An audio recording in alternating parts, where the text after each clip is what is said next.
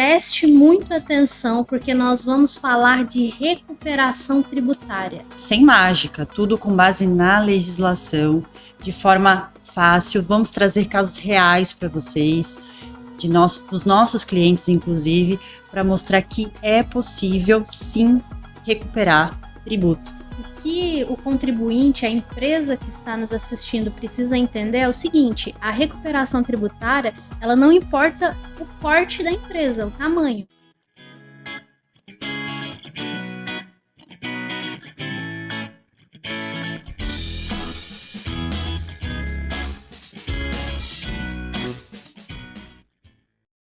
Queridos ouvintes e telespectadores do Pode Simplificar, estamos começando o episódio 53 e olha só, num ambiente hoje especial, diferente, o nosso novo estúdio proporcionado pela Pamp, produtora digital, em parceria com a Criare.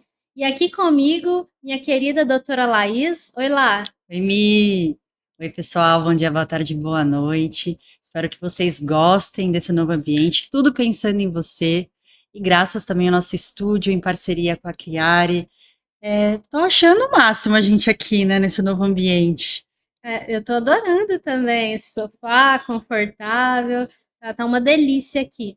E assim, nós vamos falar inclusive de um tema, um bate-papo, né, Lá? Um tema assim, vamos falar de forma descontraída, mas eu quero te chamar a sua atenção. Eu quero que você preste muito atenção, porque nós vamos falar de recuperação tributária. Dinheiro que pode voltar para o caixa da sua empresa que você não estava esperando. Eu costumo falar para alguns clientes, restaurantes, até no grupo de network que eu participo lá, eu costumo brincar assim: o que você prefere? Prato saindo ou dinheiro sumindo? E o pessoal dá risada. Mas a gente vai falar disso hoje. Oportunidades para você não deixar dinheiro na mesa. Isso aí, Mi. E, gente, sem mágica, tudo com base na legislação, de forma fácil. Vamos trazer casos reais para vocês, dos nossos clientes, inclusive, para mostrar que é possível, sim, recuperar tributo. Porque muita gente não sabe, mas acaba recolhendo de forma errada. Então, a nossa intenção é mostrar para vocês que é possível alavancar o seu negócio, que a gente sempre fala sobre isso, trazer mais investimentos para sua empresa, porque é um dinheiro que você acaba não contando, imagina. E detalhe, hein? Os últimos 5 anos você consegue recuperar. Olha que incrível. É isso mesmo. Eu vou começar falando lá de um tabu. Acho que é um dos maiores tabus que a empresa tem, que é o medo de ser fiscalizado. Não é verdade? A empresa fica assim: ai, mas eu vou recuperar meu imposto e a Receita vai bater na minha porta, vai vir atrás de mim. E na verdade não é bem assim, são coisas totalmente diferentes. A própria restituição e a compensação tributária, ela é aceita, ela é homologada pela Receita Federal. A própria Receita disponibiliza softwares, programas como o Perdicomp, o Ecredac, para recuperação de CMS. Então, os próprios órgãos disponibilizam sistemas que permitem a recuperação, justamente porque eles entendem que há essa falha ali do contribuinte em pagar um imposto a mais, um cadastro incorreto, e aí o crédito é devido. E a questão da fiscalização, da Receita ir atrás é uma coisa diferente. É no caso se a empresa estiver irregular. Tem uma tributarista que eu sigo, ela é advogada, professora, chama Fabiana Tomé, e ela ensina os advogados a atuarem na área tributária. Então, muitos ficam perdidos, como que inicia, enfim. E aí ela fez um vídeo esses dias falando sobre os questionamentos dos contribuintes, né, dos possíveis clientes. Então, os advogados têm dificuldade de conseguir prospectar, porque ela até listou aqui, ó. Ah, e se eu entrar com a ação, o fisco vai vir atrás de mim? Pedir a restituição de crédito vai chamar a atenção do fisco? Tem risco? Então, assim, como a me explicou aqui, gente, além de ter softwares, né, específicos para isso, tudo é baseado na legislação. Então, se você recolheu indevidamente, de forma errada, vai ter uma legislação que vai te respaldar em relação a isso. E não só isso, se você for identificado um profissional tributário, um advogado, por exemplo, que o recolhimento é indevido, você pode entrar judicialmente, então você vai ter uma decisão judicial que te dá esse respaldo. Você vai ter uma decisão que a gente fala transitada em julgado ali, que não cabe mais recurso, que vai te possibilitar receber esse valor recolhido devidamente. E muitos dos casos em que a Mi comentou aqui que a Receita Federal homologa é porque houve discussão judicial, não chegou a um momento que não cabe mais recurso, e aí o fisco ele é obrigado a alterar a legislação, né, criar uma legislação específica para que isso ocorra de forma administrativa. Então, assim, tem segurança por todos os lados. Se você optar pela forma administrativa, a própria Receita vai homologar com base na legislação, e se você entrar judicialmente, você vai ter uma decisão ali que te dá essa segurança de conseguir essa recuperação. É verdade. Já aconteceu casos de visitar um cliente, por exemplo, e ele falou, não, mas mostrei para ele, né, o volume ali de crédito que ele tinha a receber, e não, senão a Receita vai bater aqui na minha porta. E aí eu fui explicar que não é assim que funciona, né? São coisas totalmente diferentes, e a Receita, ela reconhece realmente o crédito para o contribuinte quando é devido, quando foi pago a maior. Exatamente, a Receita só vai bater na sua porta contribuinte se tiver alguma coisa errada ali. Fora isso, fiquem absolutamente tranquilos, porque você vai ter essa segurança aí, o profissional tributário vai te mostrar que é possível sim você solicitar. Exato. E, ao contrário disso, a Receita não vai bater na porta para te devolver. Exatamente. Então, se você tiver pago imposto a mais, tem que ser através da recuperação, aí procurar profissionais para fazer pela compensação ou restituição, porque a Receita não vai chegar e te contar, olha, você pagou a mais, toma aqui de volta, né? Exatamente, jamais. Ela só vai te cobrar, isso ela cobra mesmo, com o mesmo rigor. Da mesma forma, você também tem que cobrar da Receita a sua restituição. Exatamente. E um mito aqui, né, que sempre falam pra gente, recuperação tributária é só para grandes corporações. E o Simples Nacional? Consegue? Boa pergunta, e consegue, com toda certeza. O que o contribuinte, a empresa que está nos assistindo precisa entender é o seguinte, a recuperação tributária, ela não importa o porte da empresa, o tamanho. Se é lucro real, lucro presumido, simples nacional, o que importa, na verdade, é a operação dela, como ela se gere de fato. Vou dar um exemplo. A empresa abriu ali suas portas, às vezes não por oportunidade, mas por necessidade, e fez um cadastro de produto, às vezes a toque de caixa, rápido. Porque eu já quero abrir, já quero inaugurar, colocou lá os NCMs, deixa eu pôr esse código aqui porque é obrigatório. Já tá ali indicada para fazer recuperação tributária, porque muito provável o cadastro de produtos está incorreto e deve estar pagando imposto a mais. Então, assim, não depende do porte. Qualquer empresa pode ser passível para restituição tributária, depende mais da organização dela. Se ela é organizada, tem tempo para olhar os mínimos detalhes. Se não tem, é um grande candidato para recuperação tributária. O mesmo vale para atividades. Então, a recuperação ela é para serviços, comércios, transportes, construtoras, para todas as atividades. Perfeito. Bom, eu vou aproveitar lá e listar aqui os tributos mais comuns de recuperação tributária, pode ser? E aí você vai me ajudando aí o que você for lembrando também. Porque as empresas costumam ouvir, né, os termos ICMS, PIS, COFINS e quais que geralmente geram mais crédito. Eu coloquei aqui primeiro o PIS, COFINS monofásico. Sim. Esse é o seguinte, quando a gente fala monofásico, mono significa um recolhimento.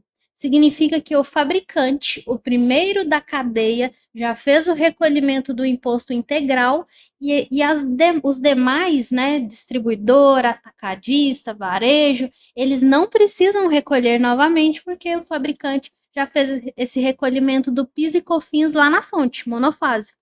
Então, e o que acontece? Ali no cadastro de produtos, sem a empresa nem saber, nem perceber, fica marcado como tributado, principalmente em questão de PIS e COFINS, fica lá o código de tributado e a empresa acaba pagando isso novamente, principalmente no Simples Nacional, Porque no Simples Nacional há um outro critério, que quando você vai declarar o faturamento da empresa no PGDAS, você tem que marcar PIS e COFINS monofásico para não calcular em cima dos itens.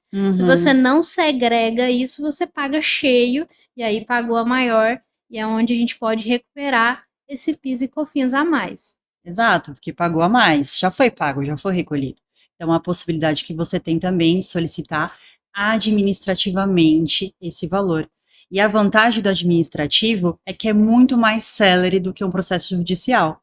Tem processos que tramitam aí longos anos. Então, no administrativo, você tem a chance de conseguir recuperar esse dinheiro já no mês seguinte. Exatamente. Né? Por compensação, se for realmente já na via administrativa, já foi ali transitado e julgado, como diz a Laís, no mês seguinte a gente já pode compensar esses créditos. Então, é muito rápido, né? Sim.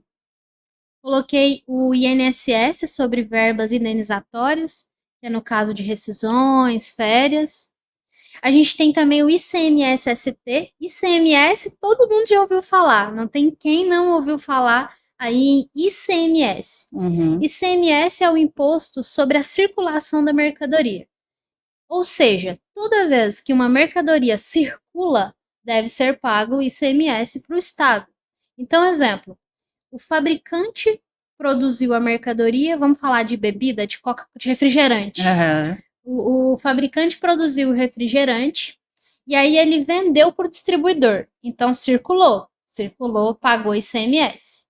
Esse mesmo fardo de refrigerante foi vendido para o atacadista. Circulou de novo, a mesma mercadoria. Então, vai pagar outro ICMS. O mesmo fardo de refrigerante foi vendido para o supermercado. Então, circulou de novo, vai pagar outro ICMS. O supermercado vendeu lá para a vendinha, para a adega, lá para o bar da esquina. Circulou, vai pagar de novo. Só que aí, quando chegou nesse contribuinte, que é lá a vendinha da esquina, né, a adega, o governo percebeu que geralmente os grandes estavam pagando a fatia deles e o pequenininho não pagava. O pequenininho vendia e não emitia nota. E aí, o que o governo fez? Olha, vou calcular aqui, fazer uma margem, que a gente chama de MVA, margem de valor agregado, de quanto chega esse produto lá no consumidor final, e vou colocar aqui para o fabricante do refrigerante pagar já o total, e ele passa no preço de venda. E aí ninguém mais precisa pagar o ICMS para frente. Então, é isso que acontece hoje com muitas mercadorias. Inúmeras mercadorias têm ICMS-ST aqui em São Paulo, ou seja, ST, substituição tributária, já foi substituído, o fabricante já pagou e as demais não tem que pagar. E o volume das empresas que continuam pagando esse ICMS é gigantesco lá, porque não tem esse conhecimento de quais itens tem substituição tributária para arrumar no cadastro de produto e não pagar. Mais uma vez entra o cadastro de produto aí. Mais uma vez entra o cadastro de produtos, porque você tem que ir lá no cadastro de produtos, marcar que essa mercadoria tem substituição tributária que já foi recolhido. Acontece muito com bebidas frias. A gente chama bebidas frias, refrigerante, água, cerveja, tudo isso já foi inúmeros. A listagem de produtos com ST, ela é inúmera e ela varia de estado por estado. Cada estado pode definir a sua lista. E aí é onde a gente entra, né, nessa parte de recuperação tributária para recuperar esse valor a mais dos últimos 5 anos.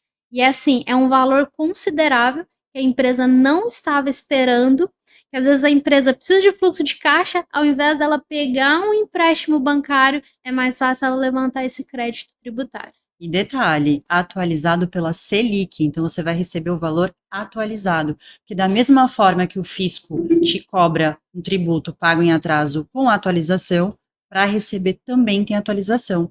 E só voltando à questão do INSS, que a contribuição previdenciária ela incide sobre verba salarial, e muitas verbas indenizatórias acabam entrando nessa contribuição quando não deveria. Então, você que tem uma folha de pagamento muito alta, imagina, você chegar lá ao ponto e ver que muitas verbas indenizatórias ali estão entrando ali na base de cálculo para ser cobrada essa contribuição. E acaba passando desapercebido. E judicialmente também, muitas pessoas, muitos advogados, né, empresas questionaram a cobrança sobre verbas que eram, de fato, indenizatórias e acabavam sendo cobradas pelo fisco como salarial. Por exemplo, o salário maternidade, isso foi discutido e entrou como verba indenizatória. Então, mais uma vez, a importância também de se entrar judicialmente para conseguir ter o seu direito. Exato. Eu coloquei aqui lá para a gente falar da exclusão do ICMS da base de cálculo do PIS e COFINS. É o que aí a gente fala de tese do século, né, que demorou muito tempo para ser aprovado, né? E em resumo, do que se trata? Quando a empresa ela vai vender uma mercadoria ou um serviço, é necessário precificar. Sim. Para você precificar, você tem que, além de considerar custo da mercadoria, custo da mão de obra, você tem que considerar os tributos. Um deles, principalmente, é o ICMS. Então, ao fazer o preço de venda da minha mercadoria, eu pego o ICMS e jogo junto, porque eu quero que o meu consumidor pague. E vou emitir a nota fiscal em cima do valor total de venda, correto? Mas na hora de a gente tributar o PIS e COFINS, lá na contabilidade que ela vai calcular, o PIS e COFINS é tributado em cima do valor total da mercadoria, com a incidência do ICMS. Então, o que estava acontecendo? Pagando PIS e COFINS em cima de outro imposto que é o ICMS. Então, foi onde foi transitado e julgado, né, lá, possibilitando que a gente pegue o valor total da nota fiscal, retire a fatia do ICMS para a gente ter uma nova base de cálculo e aí sim aplicar a alíquota de PIS e COFINS. Porque a discussão era assim, isso não é um conceito de receita, faturamento da empresa, porque é um valor que não é incorporado no patrimônio, é um valor que apesar de entrar, né, ele é repassado para os cofres públicos, então não tinha como esse valor do ICMS ser considerado para a base de cálculo do PIS e COFINS. Então, a discussão foi, isso não é receita, isso não é faturamento da empresa, é um mero repasse financeiro, né? É cobrado o valor total ali da operação, mas de fato é repassado para os cofres públicos, a empresa ela não acaba lucrando esse valor. Então, essa foi a discussão, então por isso que eles excluíram o ICMS dessa base de cálculo, porque é totalmente afastado do conceito de receita. E lembrando que é o ICMS destacado na nota. Exatamente. E por quantos anos foi assim, né? Tantos anos recolhendo PIS e COFINS em cima do total da nota da base cheia com o ICMS, né? E daí a oportunidade da gente fazer a recuperação desse PIS e COFINS recolhido a mais para as empresas. E voltando no que a gente falou no início, como foi a tese do século, para vocês terem uma noção do quanto demorou, e também a importância de se entrar com a ação judicial, porque quem entrou com a ação judicial teve essa recuperação total, desde o momento que entrou até o momento que transitou em julgado, mas tudo bem, você consegue recuperar os últimos 5 anos. Isso já foi pacificado pela Receita Federal, então você pode também solicitar essa exclusão de forma administrativa, se quiser. Sim, é muito interessante, porque pela via administrativa é muito mais rápido, já é aí no mês seguinte, quase, vamos dizer, por compensação, né?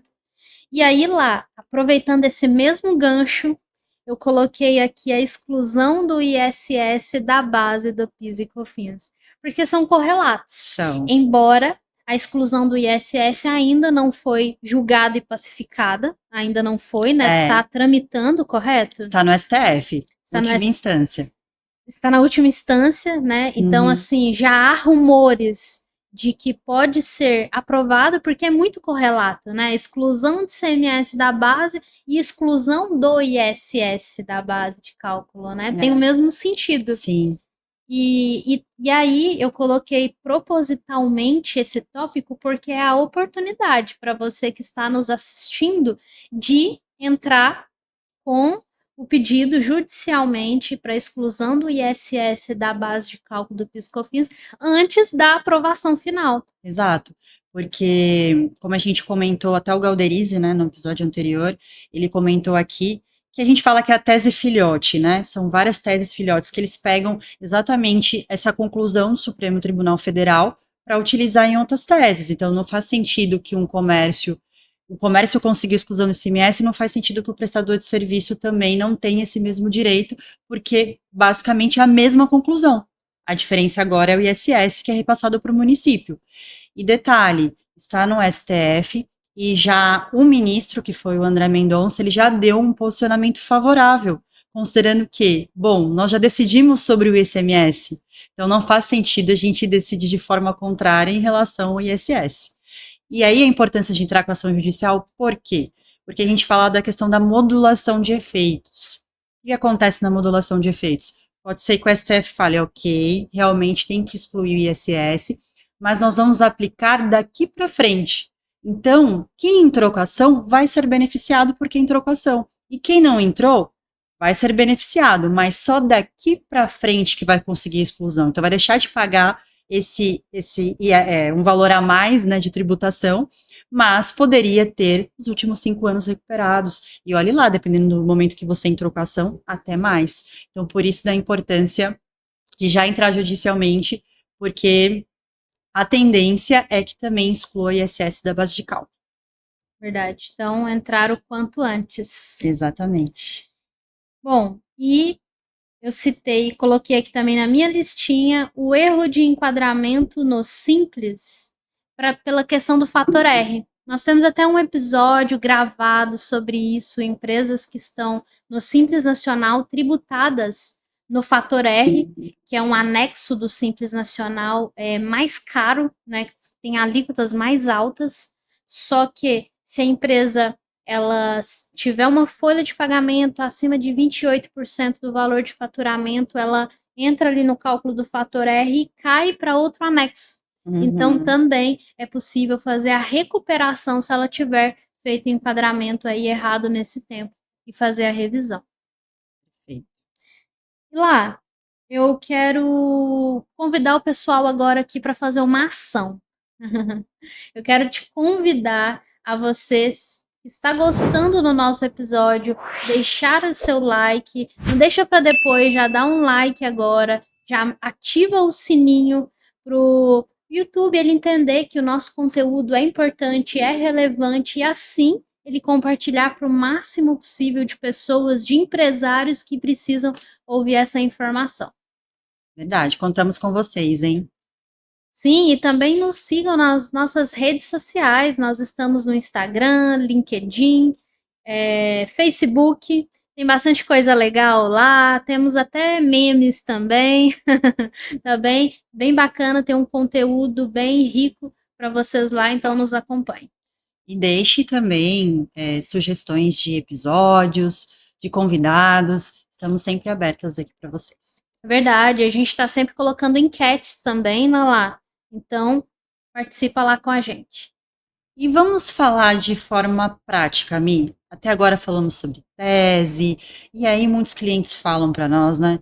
Ah, tese é fácil, mas assim, eu quero saber como que funciona. Você me ajuda a explicar? Porque é um casamento, né? Muito jurídico, contábil, tem que estar ali alinhado para levar o melhor ali para o cliente, levar uma recuperação tributária mais segura. Claro, eu ajudo sim lá. Tem que estar ligado, né? Parte técnica, cálculo. Vamos explicar na prática. Exatamente. Então, vou explicar o primeiro passo. Então, a gente tem que estar sempre alinhado, de fato, com o contador da sua empresa. Por quê? Porque a gente solicita os documentos que são apresentados para o fisco. Então, vamos ao exemplo do PGDAS, que a Mi falou aqui sobre o caso do monofásico. Se não há ali a segregação, né, do que de fato, já foi tributado ali pelo fabricante, a gente vai fazer essa análise se realmente houve essa segregação ou não, para a gente conseguir identificar se o tributo foi recolhido a mais. Exato. E quando a gente verifica que o imposto foi recolhido a mais porque não fez a segregação, o que a gente faz na prática? A gente precisa retificar esses extratos PGDAS, informando a segregação correta. E quando a gente informar a segregação correta, vai gerar um imposto devido a menor do que foi pago. Exatamente. E aí, no próprio site da Receita, lá no portal ECAC, já vai ficar lá, crédito a restituir para a empresa, porque você pagou a mais do que deveria. E aí a gente escolhe, né, se vai ser por restituição na conta, colocando os dados bancários lá da empresa, ou se vai ser por compensação já nas próximas guias, né? Perfeito. Então, a gente faz essa análise da documentação, a gente verifica qual tese se encaixa mais no seu caso, a gente senta com a empresa, mostra para a empresa o crédito, porque aí os olhos brilham, né, Mi? Quando Sim, vê ali a oportunidade de receber esse crédito e qual vai ser o procedimento, se vai ser via administrativa ou se vai ser por via judicial. E como a Mi falou, a compensação tem sido o mais indicado, porque você pode solicitar restituição em pecúnia, né, em dinheiro, mas demora um pouco mais. Na compensação, o que vai acontecer na prática? Para o fisco até compensa mais. Ele vai o quê? Compensar os próximos tributos.